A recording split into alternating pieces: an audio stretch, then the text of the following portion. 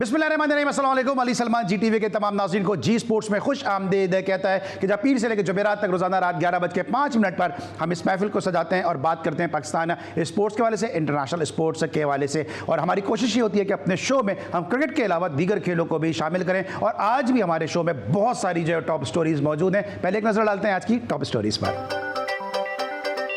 बांग्लादेश दूसरे टेस्ट के लिए दोनों टीमों की रावलपिंडी क्रिकेट स्टेडियम में भरपूर प्रैक्टिस। अबरार अहमद और कामरान गुलाम ने कौमी टेस्ट स्क्वाड को ज्वाइन कर लिया।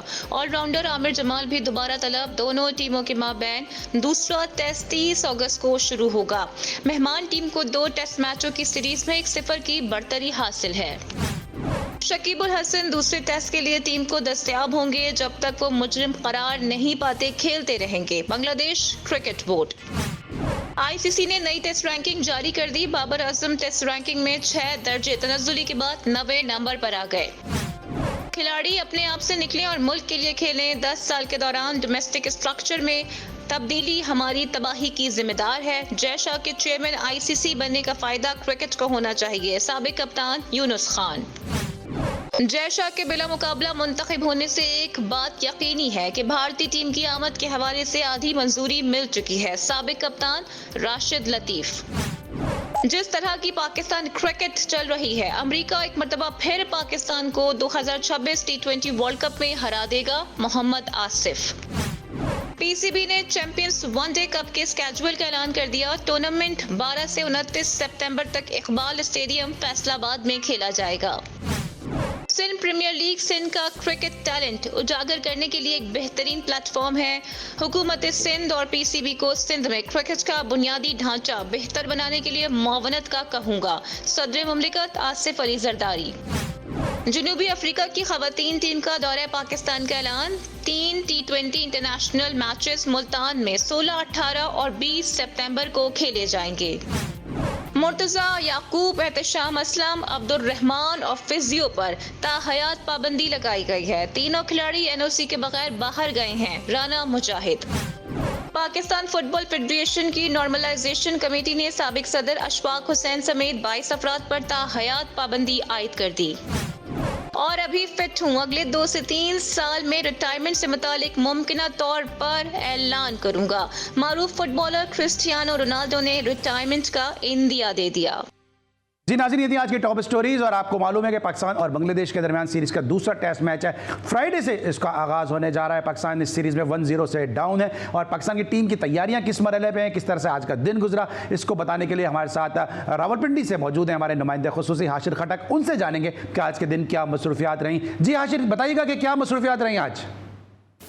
जी बिल्कुल, अली सलमान, पाकिस्तान और बांग्लादेश के दरमियान दूसरा जो टेस्ट है वो रावलपिंडी में 30 अगस्त से शुरू होगा, जिसके लिए दोनों टीमों ने तैयारी शुरू कर दी है। और आज दोनों टीमों ने रावलपिंडी क्रिकेट ग्राउंड में ट्रेनिंग सेशन में हिस्सा लिया, जिसमें बॉलिंग, बैटिंग और पाकिस्तानी टीम की तरफ से खुसूसी तौर पर जो है वो फील्डिंग की ड्रिल्स की गई। जबकि इसके साथ साथ पहले मैच में शिकस्त के बाद पाकिस्तान क्रिकेट बोर्ड की जो मैनेजमेंट, पाकिस्तान क्रिकेट टीम की जो मैनेजमेंट है, उन्होंने सर जोड़ लिए हैं और मुख्तलिफ कम्बिनेशन पर गौर किया जा रहा है। जबकि हमारे जो ज़राए हैं उनके मुताबिक दूसरे मैच में 2 से 3 जो है वो खिलाड़ियों की तब्दीली का इम्कान है।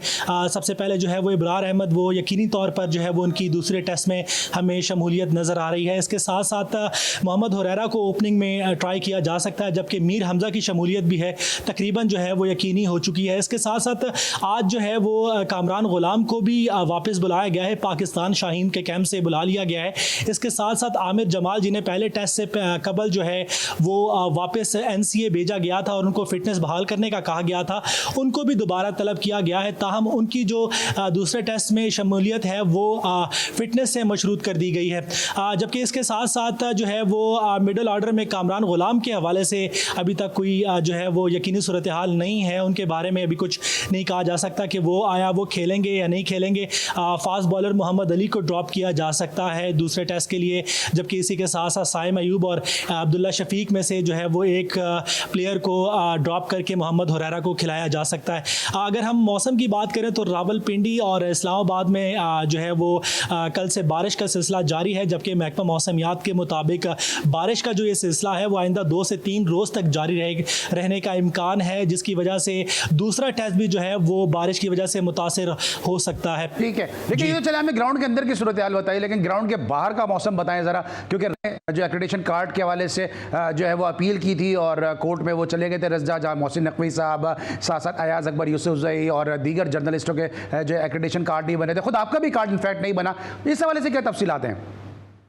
जी बिल्कुल, अली सलमान ने इस्लामाबाद हाई कोर्ट में Rawalpindi Islamabad sport journal association के कुछ अहदेदारों की जानिब से एक दरख्वास्त दायर की गई थी और उसमें कहा गया था कि पाकिस्तान क्रिकेट बोर्ड की जानिब से ना उनके एक्रेडिटेशन कार्ड बनाए जा रहे हैं, जबकि ना ही उन्हें मैचेस की कवरेज करने दी जा रही है, जिस पर आज समाअत हुई। Justice Babar Sattar Islamabad high court के जो जज हैं उन्होंने समाअत की और आज की समाअत के बाद जस्टिस बाबर सत्तार ने पाकिस्तान क्रिकेट बोर्ड से जवाब तलब किया है कि वो क्यों सहाफ़ियों को कवरेज करने की इजाज़त नहीं दे रहे हैं, जबकि इसके साथ साथ जो सेक्रेटरी बोर्ड है उनको कल ज़ाती हैसियत में तलब किया गया है और कहा गया है कि आकर जवाब दिया जाए।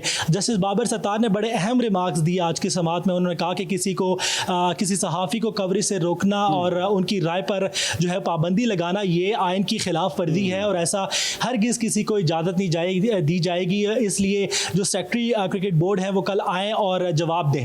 हाशिर बताएगा फुटबॉल के हवाले से क्या तफसीलात हैं, क्योंकि 22 लोगों के ऊपर पाबंदी लगाई गई है?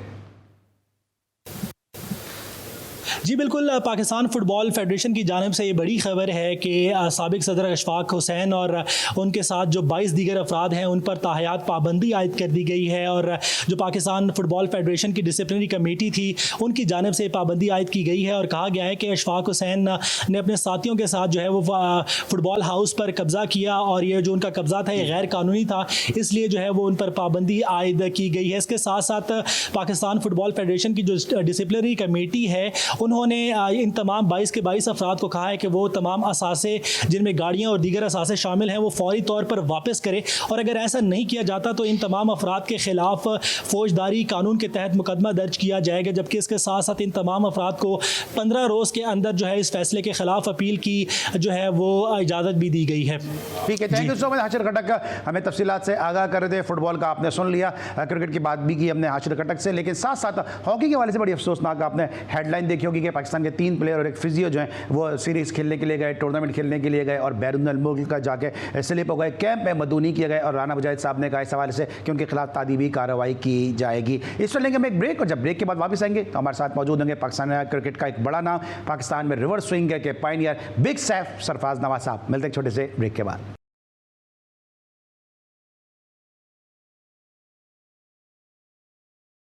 Welcome back after the break. और ब्रेक पर जाने से पहले हमने कहा था कि हमारे साथ मौजूद होंगे पाकिस्तान के फास्ट बॉलिंग का एक बड़ा नाम, रिवर्स स्विंग के पायनियर बिग सैफ सरफराज नवाज साहब, वो हमें ज्वाइन कर चुके हैं बजरिया टेलीफोन कॉल। लेकिन इससे पहले कि सरफराज नवाज साहब से हम गुफ्तगू का आगाज़ करें, उनके कैरियर पर ज़रा एक निगाह डालते हैं कि सरफराज नवाज साहब ने पाकिस्तान के लिए 55 टेस्ट मैचेस खेले और 55 टेस्ट मैचेस में 5798 रन के एवज उन्होंने 177 विकटें हासिल की, 5 विकटें जो है उन्होंने 4 मरतबा और 10 विकटें एक टेस्ट मैच में उन्होंने 1 मरतबा हासिल की। सरफराज नवाज साहब हमारे साथ शो में मौजूद हैं, शो में खुश आमदीद कहेंगे। अस्सलाम वालेकुम सरफराज नवाज साहब।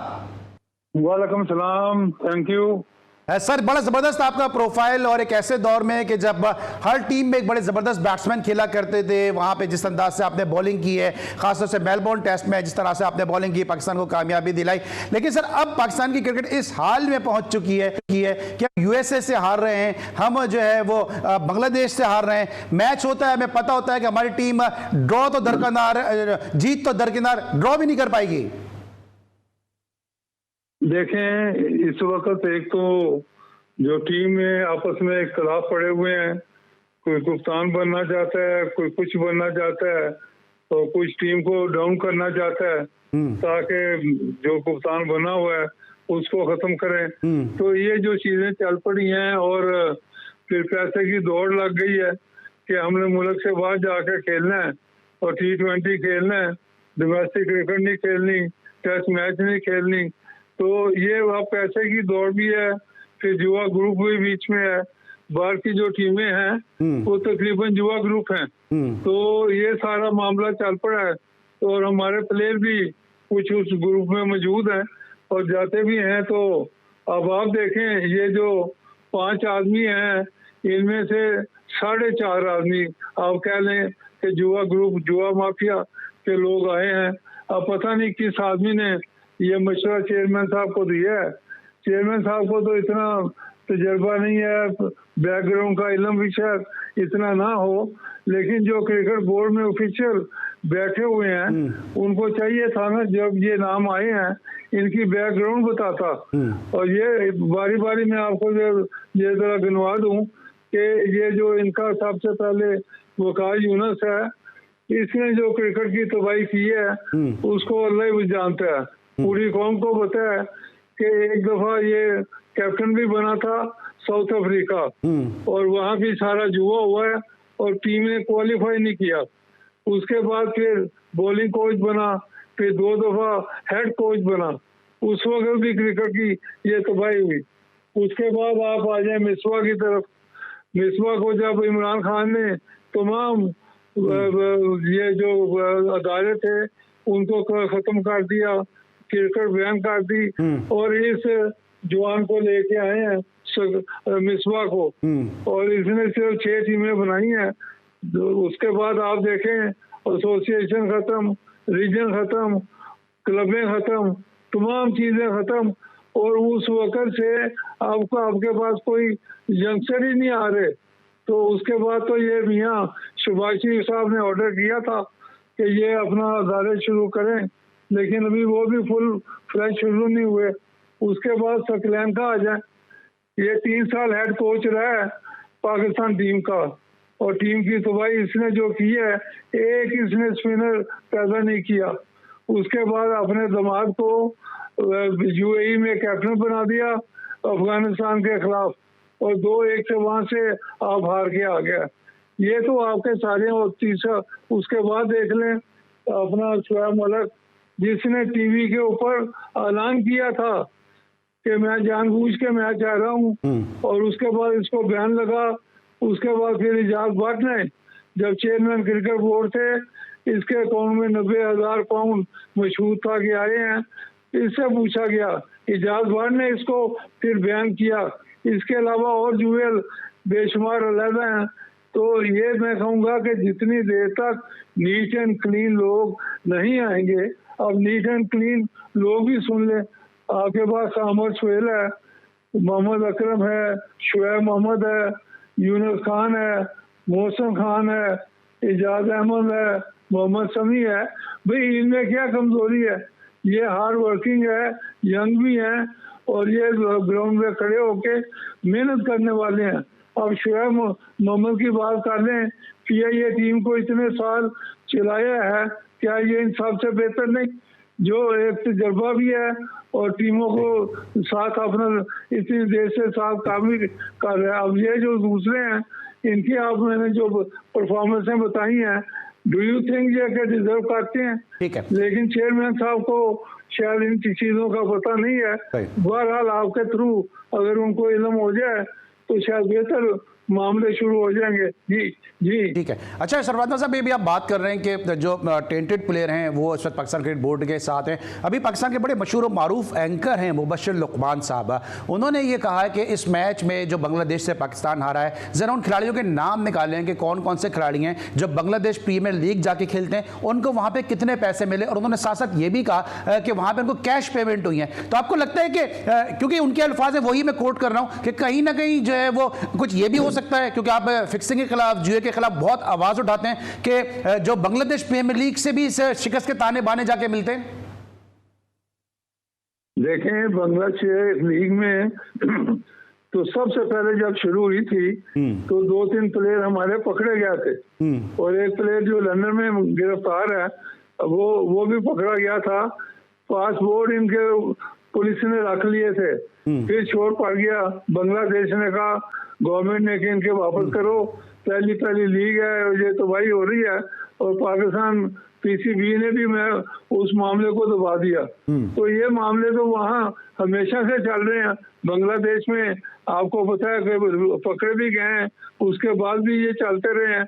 अब आप मोहम्मद अकरम को, सॉरी, ये आमिर बॉमर को क्यों वो बुलाते हैं हर दफा, वो उनका गाहक है।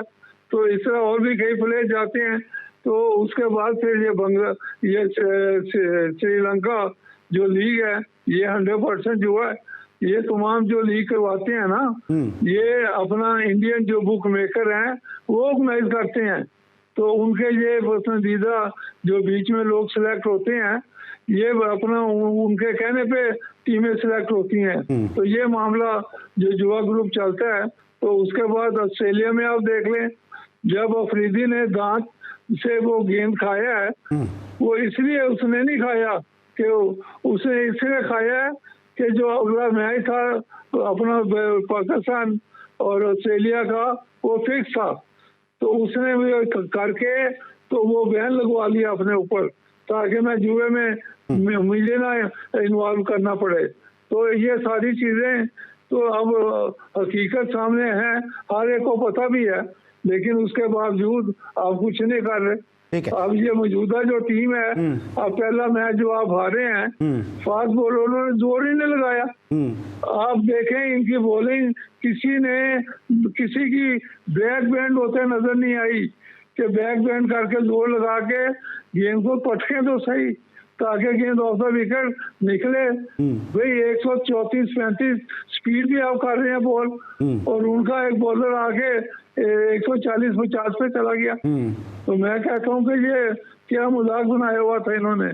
कोई एफर्ट नहीं, कोई कुछ नहीं, कोई डिटर्मिनेशन नहीं।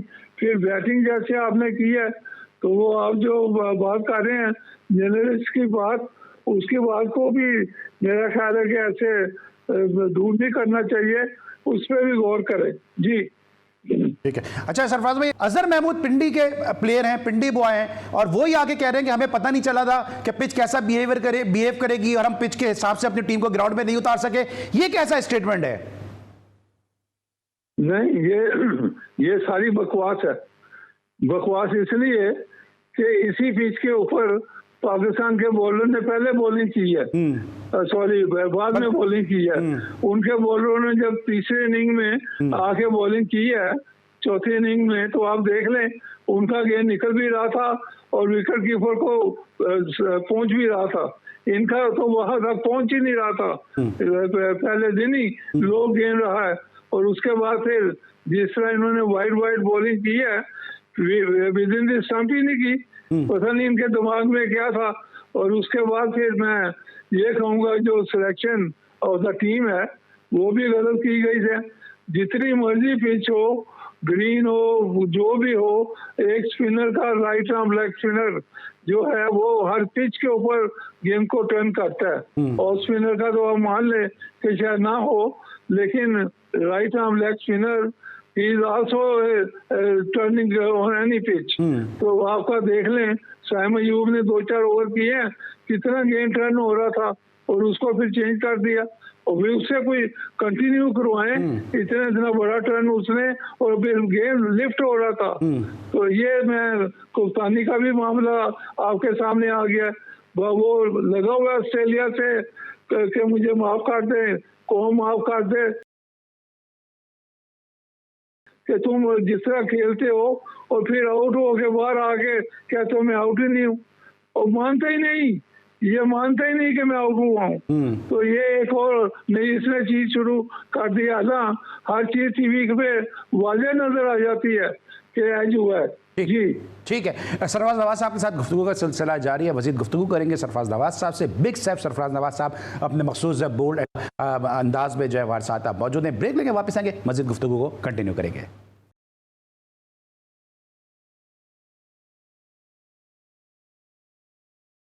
Welcome back after the break. और ब्रेक पर जाने से पहले सरफराज नवाज साहब अपने ख्यालात का इजहार कर रहे थे टेस्ट मैच के हवाले से। सरफराज नवाज साहब, क्या वजह आप समझते हैं कि अब हमारे जो बॉलर हैं ये इन नॉर्मल बैट्समैन के सामने भी स्ट्रगल करते नजर आते हैं? स्किल का फर्क है या कोई और फर्क नजर आता है आपको? देखें, सबसे बड़ी बात तो फिजिकल फिटनेस। इनकी फिजिकल फिटनेस है ही नहीं। ये आदत इनको पड़ गई है कि 2 ओवर करने हैं, फिर 2 ओवर बाद में करने हैं, उसके बाद बस पवेलियन में आके बैठना है। तो ये तो देखें, जब ज्यादा ओवर करने पड़ते हैं, अब आप देखें थ्रू आउट जब 10 साल मैं और इमरान पाकिस्तान की तरफ से खेले हैं, हम दो के अलावा कोई तेज बॉलर ही नहीं था। अपना 40-40 ओवर करते थे, 8 गेंद का ओवर होता था। तो ये तो अब आप देखें, और उस वक्त पानी भी होता था 1 घंटे के बाद। अब तो ये पानी ग्राउंड के कॉर्नर पे वो ओवर करके जाते हैं, कोई केले खा रहा है, कोई पानी पी रहा है, कोई कुछ खा रहा है। तो ये अब तो इनकी मौज है। हमारी इस तरह मौज होती तो हम अपना सारा दिन बॉलिंग करते, 1 मिनट भी कहते कि हम थक गए हैं। बिल्कुल सही। तो अब तो मैं कहता हूँ कि इतनी आसान क्रिकेट हो गई है और इतनी मजे की क्रिकेट है कि ये फास्ट बॉलर जो है, इनको तो कहना चाहिए कि हम हर वक्त बॉलिंग के लिए तैयार हैं। लेकिन अब आप देख लें, इसे ये जो मैच हुआ है, इसमें मैं इससे थोड़ा इंप्रेस हुआ हूँ। ये आपका जो है, ये साउथ क्या नाम है इसका, मोहम्मद अली, खुर्रम शहजाद, उसने मेहनत की है, जोर लगाया है, उसका कोई गेंदबाज 40 प्लस पे भी गया है। तो उसका ऊपर मैं कहूँगा कि लाइन और लेंथ भी उसकी अच्छी रही है, और वो अगर थोड़ी सी ग्रीन पिच हो तो वो काफी इफेक्टिव हो सकता है। ठीक है। अब उसको पता नहीं नेक्स्ट मैच में ड्रॉप करते हैं कि नहीं। मोहम्मद अली का तो मैं कहूँगा कि वो T20 का ही बॉलर मुझे लगता है। और उसके बाद जब शाहीन अफरीदी है, वो तो मेरा ख्याल है इज नॉन इंटरेस्टेड। वो उसकी इंटरेस्ट ही नजर आ रहा था कि बॉलिंग करेगा या क्या उसको हुआ है।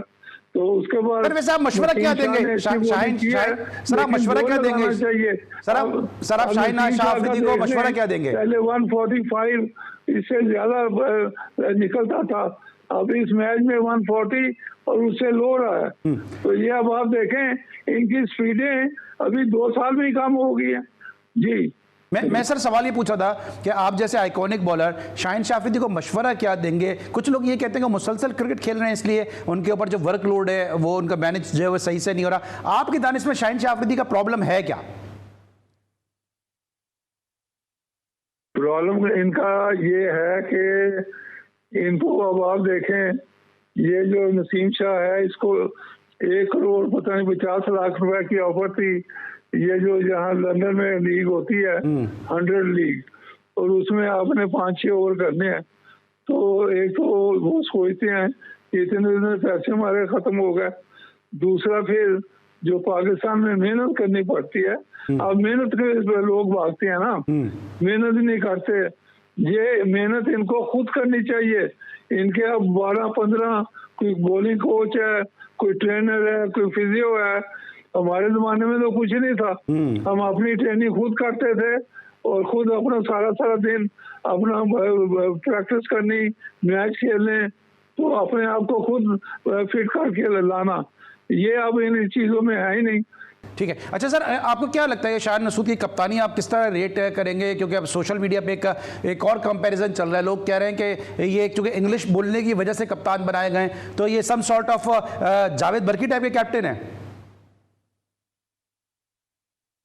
एक तो बात है कि इंग्लिश बोले या ना बोले, लेकिन वो कोई कामयाब नजर नहीं आया। मेरे ख्याल में तो रिजवान को बना देते तो ज्यादा बेहतर था। वो मेहनती भी है और एक पूरे अपना प्लेयर भी है, स्कोर भी करता है, कीपर भी है, और उसके बाद जान लड़ाता है। तो वो अगर मेरा ख्याल है कि खुद जो बंदा खुद जान लड़ाए, परफॉर्मेंस दे, वो दूसरों को भी कुछ कह सकता है ना। ठीक है। अब ये शान मसूद साहब जो है, ना परफॉर्मेंस है ना कुछ, एज ए कैप्टन भी फिर या तो कैप्टन जैसे बरेली था कि जबरदस्त कैप्टन था, बेशक प्ले नहीं अच्छा था, तो ये तो वो भी नहीं है। ये ऐसे खड़ा और हंस रहा है, बस इस तरह की बातें, ये कैप्टन क्वालिटी है ही नहीं। तो मेरा ख्याल था कि ये अच्छा कप्तान निकलेगा, लेकिन ये बिल्कुल फेल हुआ है। और उसके बाद यॉर्कशायर में भी देखें, ओपन से शुरू किया है, फिर नंबर 3 पे गया है, उसके बाद नंबर 5-6 पे चला गया। तो ये अब अपना नीचे जा रहे हैं। तो इसका अब देखना पड़ेगा कि अगर परफॉर्मेंस नहीं है तो नेक्स्ट ये जो मैच है उसके बाद अगले मैच में अगर ये नहीं खाता तो चेंज करना चाहिए। जी ठीक है सर, सरफराज अहमद का क्या मुस्तकबिल देख रहे हैं, क्योंकि अब वो इतने सीनियर प्लेयर हैं, पाकिस्तान के फॉर्मर कैप्टन हैं, कभी वो हमें पाकिस्तान शाहीन में नजर आते हैं, कभी हमें पानी पिलाते नजर आते हैं, क्या उनको कंटिन्यू करना चाहिए या उनको रिटायरमेंट ले लेनी चाहिए, क्योंकि क्रिकेट बोर्ड ने तो वैसे ही उनको मेंटोर बना दिया अब? देखें, उसने तो पहले रिटायरमेंट ही दे दी थी और कहता था मैं इंग्लैंड जा रहा हूँ और इंग्लैंड आ गया, इस तरह की बातें तो खुद वो करता रहा। दूसरा अब ये कहते हैं, बोर्ड वाले कह रहे हैं कि ये 37 से 38 साल का है, अब इससे हमने क्या लेना है। अब ये चीजें शुरू कर दी हैं। अब मिसबा 42 साल की उम्र में गया है, यूनुस खान 42 में उम्र में गया है, तो ये 37 में क्यों नहीं खेल सकता? अगर ये परफॉर्मेंस दे सकता है, लेकिन इसका मुकाबला फिर रिजवान से पड़ जाता है। उधर रिजवान 2 विकेट कीपर आप खिलाएंगे तो फिर अवाम भी कहेगी कि ये क्या मजाक है जी, दो कीपर खिला रहे हैं, तो ये भी मामला है ना। तो मेरा ख्याल है कि अब इन्होंने उसको एक तरीके से फारिग कर दिया है, एक टीम का इंचार्ज बना दिया है और ये मेंटोर बना दिया है ताकि ये टीम को रन करे और उसके बाद खुद ना खेले। तो एक ये भी मामला क्रिकेट बोर्ड ने बीच में ला के उसको, वो कहते हैं ना इधर का ना उधर का, ये मामला कर दिया। ठीक है, तो ये मुझे अच्छा सर क्योंकि वक्त थोड़ा सा, सरफराज भाई वक्त थोड़ा सा महदूद है, सरफराज भाई थोड़ा सा 2-3 क्वेश्चन करना चाहूंगा कि बाबर आजम के हवाले से क्या कहेंगे? पूरी दुनिया है और इनके जो सोशल मीडिया की जो फैन है या इनके सोशल मीडिया की जो आर्मी है वो इनको किंग कहते नहीं थकती है। रमीज राजा भी कहते रहे कि जनाब बाबर आजम इतना अच्छा खेलता है कि मैं इससे शादी कर लूँ। उन्होंने कहा कि क्रिकेट टेस्ट मैच जीतना है कि बाबर आजम की बैटिंग जो है वो देखनी है, लेकिन बाबर आजम को जब प्रेशर आता है हम देखते हैं उस तरह से परफॉर्म नहीं करते, इस तरह उनको किंग कहा जाता है। और अभी इनकी रैंकिंग भी जो है इसमें डिक्लाइन आया इनकी रैंकिंग में। बाबर आजम को और बैट्समैन आप कैसा रेट करते हैं? देखें, पहले तो जबरदस्त बैट्समैन था, रिसेंटली हमने जो देखा है पिछले 7-8 मैचों में 50 से एक ही है इसका। तो अब ये एक ऐसा बैट्समैन है कि आप इसको निकाल भी नहीं सकते। तो बात तो ये है ना कि इसकी जगह कोई है ही नहीं, लाएंगे किसको? कोई अगर इससे प्लेयर का कोई मुकाबला तो होना चाहिए, इसकी जगह किसी को लाएं, लेकिन हमें तो कोई नजर आ ही नहीं रहा। तो फिर बाबर आजम को खराब किसने किया? ये फॉर्मर चेयरमैन ने खराब किया, किसने खराब किया? क्या चीज? बाबर आजम को खराब किसने किया? अच्छा खासा वो खेल रहा था, ये किंग कह कर चेयरमैन खुद कह रहा है कि बाबर आजम के अलावा मुझे नजर नहीं आता, तो हमारे चेयरमैन ने खराब किया बाबर आजम को कि ओवर हाइप कर दिया? नहीं, बाबर आजम का अपना दिमाग खराब हुआ है। अच्छा, वो जो अपना, अब उसका देखें पिछले मैच में आउट हुआ है, टांग ही नहीं निकालता, वहां खड़े खड़े खेल देता है, इनसाइड एज हो जाता है, या थोड़ा सा गेंद अंदर आए तो गैप बन जाता है। पूरी भाई टांग निकालो, पूरी मेहनत करो। वो ऐसे समझता है कि मैं यहाँ से जो मर्जी कर लूं, ऐसा तो नहीं चलता। एक क्रिकेट है, बॉल ने मूव भी होना है, टर्न भी होना है, सब कुछ होना है, और उसके मुताबिक आप अपनी मूवमेंट तो बरकरार रखें ना।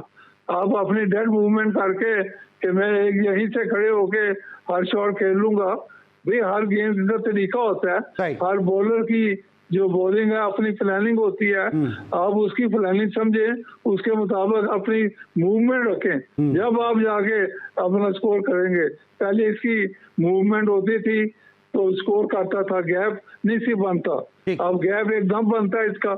जी सही, ठीक है। और सर जय शाह के आने से क्या पाकिस्तान क्रिकेट में बेहतरी होगी? इंडिया पाकिस्तान क्रिकेट के मामला बेहतर होंगे कि जय शाह आईसीसी के नए हेड हो गए?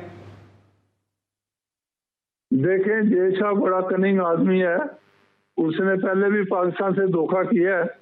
जब एशिया कप हुआ है आपके सामने, आपने उसने 2 दिन रखे हैं मैच के और पाकिस्तान को एक ही दिन दिया है। इस तरह की जो चीजें होती रही हैं, और उसके बाद पाकिस्तान टीम को इंडिया भी बुला लिया है। अब वो नखरे कर रहा है, ऐलान ही नहीं कर रहा कि हम पाकिस्तान आएंगे या नहीं। अब उसने डाल दिया कि हमारी गवर्नमेंट के ऊपर है। अब गवर्नमेंट में मोदी साहब हैं, मोदी साहब का क्या मूड है पाकिस्तान आना है कि नहीं आना। ठीक है सर, आखिरी मेरा सवाल है कि आज आपको शो में लेने का एक और भी मकसद है कि आप हमेशा फिक्सिंग और जुए के खिलाफ आवाज़ उठाते हैं। आज 28 अगस्त है और आज ही वो दिन है कि जब सलमान बट, आसिफ और आमिर के ऊपर सैंक्शन लगा था और पाकिस्तान का नाम बदनाम हुआ था। तो हमने कुछ सीखा नहीं सर 28 अगस्त से अब तक? देखें कहाँ सीखना है, वो एक ओवर आमिर का देख लें आपने, जो उसने किया है ये अमेरिका के खिलाफ, वो क्या था? वो जुआ नहीं था तो और क्या था भाई? इतने इतने बड़े वाइड बॉल लेग स्टंप के बाद और उसके बाद सारे इसके मैच देख लें, यॉर्कर भी कराता रहा, विद इन द स्टंप्स भी कराता रहा। वो एक ओवर देख लें और सारे मैच देख लें तो खुद फर्क नजर आ जाएगा। बिल्कुल सही। तो ये सारी चीजें आपके सामने मौजूद हैं। और उसके बाद वो आप जो आया है वो जुआ माफिया का ही आदमी है, उसने सलमान बट को फौरी तौर पे अपने साथ सिलेक्टर बना लिया। वो तो शोर पड़ा तो खत्म हुआ है। उसके बाद ये मैं हैरान हूँ कि मिसबा को दोबारा ले आए हैं तो जिसने तबाही की है।